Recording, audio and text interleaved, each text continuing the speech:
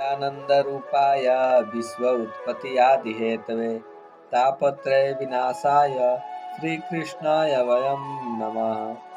श्री गोपी गीत श्लोक संख्या 18 की व्याख्या। गोपियाँ कहती है, हे प्रिय, आपका यह स्वरूप ब्रजवासियों के पाप का नाश करने वाला है और समस्त विश्व का संपूर्ण मंगल करने वाला है। जो स्वरूप आपके अंतरंग गोपियों के हृदय के रोग रूप अनेक काम वासनाओं को संपूर्ण नाश करता है, वह स्वरूप आप में ही अंतकरण की सभी वृत्ति वाले ऐसे हमको जरा दान में दें, क्योंकि आपके स्वरूपानंद की झलक दिखती है।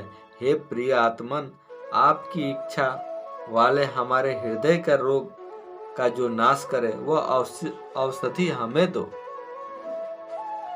हे राजन, पहले वर्णन किया गया उसके अनुसार ऊंचे से गान करते तथा अनेक प्रकार के अत्यंत विलाप करते भगवान श्री कृष्ण के दर्शन करने की इच्छा से सुंदर स्वर से गोपियां जोर से रोने लगी। रोती हुई गोपियों के मध्य में जरा हास करते मुख कमल वाले पीताम्बर को श्रीहस्त में धारण करते, वनमाला को धारण करते साक्षात स्वरूपधारी आदि भौतिक और आध्यात्मिक कामदेव का मंथन करने वाले आदि देविक कामदेव स्वरूप से सूरसेन के पौत्र सदानंद श्री कृष्ण प्रकट हुए। ईश्वर इच्छा से हमारे कर्मों के पारिपाक रूप में हम अनेक योनियों में जहाँ जहाँ भटकते हैं, वहाँ वहाँ हमारे शुभ आचरणों के फल स्वरूप तथा फल की इच्छा से बिना सात्विक अनेक दान द्वारा हमारा स्नेह सर्व समर्थ ऐसे भगवान श्री कृष्ण में हो। हमारे मन की सभी वृत्तियां श्री कृष्ण के चरण कमल का आश्रय करने वाली हो। हमारी वाणी श्री कृष्ण के नाम का कीर्तन करने वाली हो। हमारा शरीर श्री कृष्ण भगवान के चरण कमल में नमस्कार कर आदि पूजन में विनियोग हो। मन, वाणी और शरीर का विनियोग केवल आप में हो और किसी रूप में न हो। जय जय श्री कृष्ण। श्लोक संख्या 19 की व्याख्या। हे प्रिय, हम अपने कठिन हृदय पर आपके जिस कोमल चरण को डरते डरते धीरे से रखती हैं, उस चरण कमल के द्वारा आप वन में गायों के पीछे घूमते हो, दौड़ते हो, यह देखकर हमारी बुद्धि चक्कर में पड़ गई है कि आपके ये कोमल चरण उबड़ खाबड़ नोकदार कंकड़ों से क्या पीड़ित नहीं होते। ऐसे विचारों से हमें दुख होता है। व्याख्या। मानव शरीर ही ब्रज है। शरीर रूपी ब्रज में प्रभु प्रकट हो तो उसकी शोभा बढ़ती है। शरीर रूपी ब्रज में ठाकुर जी विराजे तो उसकी कीमत बढ़ जाती है, उसका जय जयकार होता है। जो भगवान के पास ले जाए, भगवान के पास जाने में मदद करे, ऐसा शरीर ब्रज है। इस शरीर की शोभा अलंकार आदि साधनों से बढ़ती नहीं, शरीर की शोभा तो भागवत भक्ति से बढ़ती है। अतः गोपी श्री कृष्ण से कहती है, हे नाथ, आपके कारण ही हमारी शोभा है। नाथ, आपका प्रकट हुआ तब से मेरे ब्रज की शोभा बढ़ गई। हे कन्हैया, हम केवल तेरे लिए ही जीती है। तेरे बिना काम हमें पीड़ा देता है। हे नाथ, आपको हमारी गरज नहीं, पर शरण आए हुए जीव का रक्षण करना आपका कर्तव्य नहीं है क्या? नाथ, हमारी उपेक्षा न करे। सब में हम आपको ढूंढती हैं और कुछ नहीं ढूंढती। हे नाथ, हम आपकी दासी हैं। सबसे श्री कृष्ण को ढूंढने वाली गोपियां हैं। सब में श्री कृष्ण को ढूंढने वाली गोपियां हैं, भगवत स्वरूप बनी है। राधा कृष्ण एक ही है, राधा कृष्ण से भिन्न नहीं। जैसे सूर्य और सूर्य की चमक एक है, वैसे राधा और कृष्ण एक है। यह तो भगवान ने लीला की है। श्री कृष्ण भगवान की रास लीला का चिंतन मनन करने से बुद्धि स्थिर होती है। बुद्धि चंचल है, 5 विषय उसे पतित करना चाहते हैं, पर बुद्धि ईश्वर को ही अर्पण करे।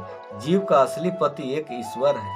गोपियों के आध्यात्मिक शरीर सूक्ष्म शरीर का रास लीला में भगवान श्री कृष्ण के साथ मिलन था। सूक्ष्म शरीर 17 तत्वों से बना है।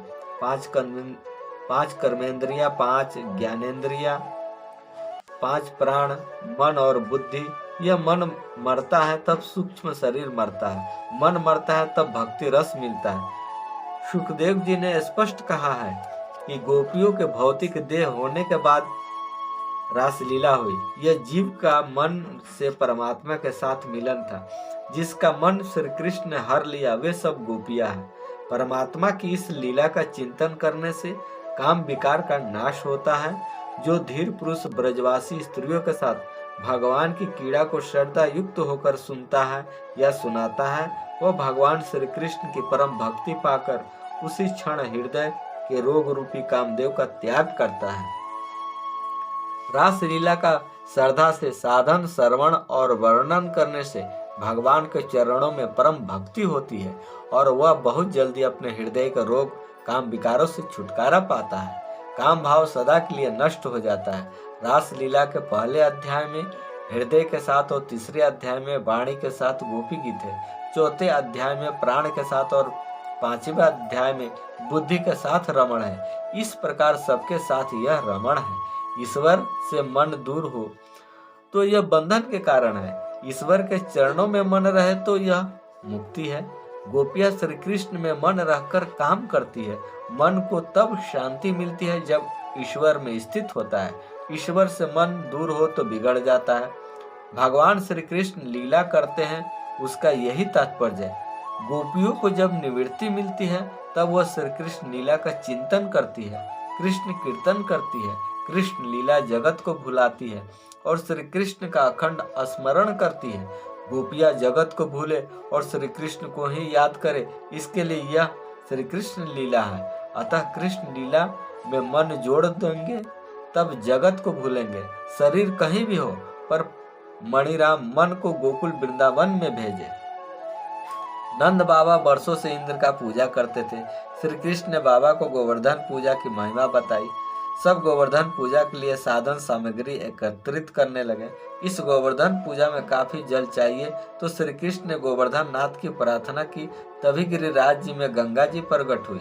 तत्पश्चात गोवर्धन नाथ की विधि पूर्वक पूजा की। उस रात सभी गोप गोपियां गिरिराज की तलहटी में रहे।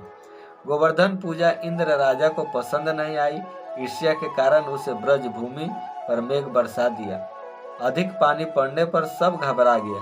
उस समय सबको आश्वासन देकर श्री कृष्ण ने सबसे छोटी उंगली पर गोवर्धन पर्वत को रखा और सबको आश्चर्य में डाल दिया। गोवर्धन लीला से सब गोपियों को विश्वास हो गया कि कन्हैया परमात्मा है। उसके साथ एकाकार होने की भावना रास लीला है। श्री कृष्ण की बांसुरी में ऐसा अजीब जादू था कि उसके स्वर सुनते ही गोपियां पागल बन जाती। गोपियां गाय दोहती तब बांसुरी सुनते हुए काम छोड़कर श्री कृष्ण के पास दौड़ पड़ती। श्री कृष्ण लीला में प्रभु ने गोपियों को आदर्श स्त्री धर्म बताया है। गोपियों का अपने पति प्रेम सच्चा है, ऐसा विश्वास दृढ़ करने के बाद श्री कृष्ण ने जितनी गोपियां थी अपने स्वरूप धारण करके उनके साथ रासलीला की।